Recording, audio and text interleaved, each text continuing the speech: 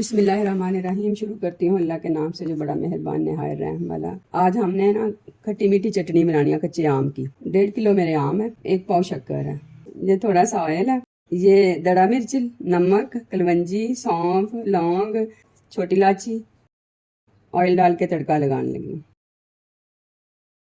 थोड़ा सा फ्राई करूँगी, आम डालूंगी, इसको थोड़ा सा नरम करना, थोड़ा सा फ्राई करना, इसको मसाला लग जाए। 4 गिलास मैंने पानी डाल दिया। अब अच्छे से ये गल जाएगा, इसको गलाना है। पाव मेरी शक्कर है, बस चम्मच से मसलना है और ये अच्छे से गल गया। अब इसको ना मसल लेंगे, थोड़ा सा जरदा रंग है, ये हल्के से हाथों में ना, हल्के हाथों से ना मसलना।